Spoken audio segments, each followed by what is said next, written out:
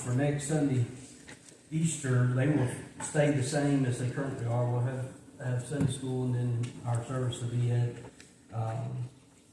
11 o'clock. So our services here will stay the same on Sunday morning. We just won't have Sunday evening services. Luke chapter 17. Luke chapter 17. I was a little late getting outline to Betty this week because I thought I might be, this is Palm Sunday, do something a little different. And then Lord, I thought, well, maybe I'll go back to Luke. You know how you kind of go back and forth. And then so finally decided just to do Luke chapter 17, but I was going to look at a few verses because we looked at all of chapter 15 and then we looked at all of chapter 16. And today we're just going to look at the first two verses of chapter 17 today. Jesus said to his disciples, offenses will certainly come, but woe to the one through whom they come. It would be better for him if a millstone were hung around his neck and he were thrown into the sea than for him to cause one of these little ones to stumble.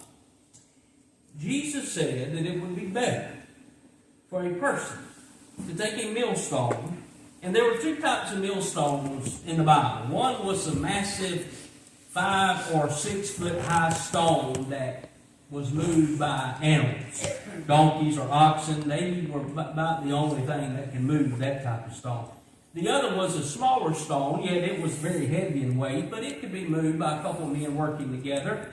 It was only a couple hundred pounds, maybe 300 pounds, and that's the stone that is in view here. Not the great massive one, but this still a very heavy stone that weighs a couple hundred pounds at least. And Jesus said that it would be better for you to take that millstone, tie it around your neck, sail out into the middle of the sea, cast that stone overboard, and you would automatically follow that stone into the water because it was tied around your neck. Jesus said that it would be better to die that horrible death than to face an alternative. Now, what in the world could it be that Jesus said would be worse than that? Well, there are three things I want to share with you. I added one this week. I had a couple. I added one. Three things I want to share with you. The first thing I want to share with you is an analysis that Jesus gives concerning this present world. Now look at verse 1. Jesus says, offenses will surely come. Now what is the word offenses there? Well, the Greek word here is the word scandala. We get our word scandal from it. Literally, in the Greek, it meant a bait stick. Now, that's what it means in the Greek, a bait stick. And so when hunters would try to trap animals, they would build a trap that would ensnare those animals. But to get the animals to come inside that trap, they would have a bait stick. On this bait stick, they would have a large piece of meat or some kind of meat that would attract the animal to come in. And immediately when the animal would touch the meat on that bait stick, the bait stick would move and the trap would fall. That's what we would call today a trigger.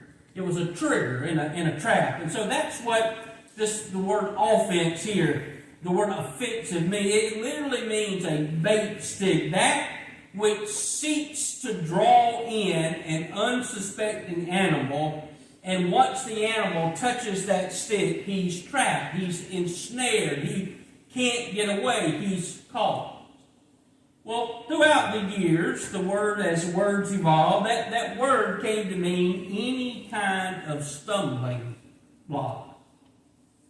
Any kind of stumbling block that would be thrown in a person's way to get them off course or to ensnare them in some kind of device. And so today, the word offense would be translated as temptation. What are temptations? Temptations are those things that come into our life that carry us off course. A man and his wife could be happily married for a long time, and then all of a sudden temptation sets in before one or both of them, and they become unfaithful. And Jesus said that it is absolutely impossible to think of life on this earth in this age without the presence of temptation. Offenses, temptation will certainly come. Wouldn't it be great if we lived in a world where there was no temptation? I mean, if we were never tempted by anything, that would be great. I cannot tell you how many people through the years that I have been preaching have sat down in offices where I have been and said, "Preacher, I wish I had never met that temptation. I wish I had never been tempted to be unfaithful in my marriage. I wish I had never been tempted to cheat on that exam. I wish I had never been tempted to be dishonest in my financial dealings. I wish I would have never been tempted." It would be great to think of earthly life without temptations. But Jesus said that's not possible. He says it's unthinkable. He says it's unreasonable. It's impossible to conceive of an earthly life without the presence of temptations. Why? Why did he say that? Well, because we know who the God, little g, God of this world is. The God of this world is the devil. The book of 1 Corinthians identifies that truth. The God of this world is the devil, and the devil only has one basic goal, and that goal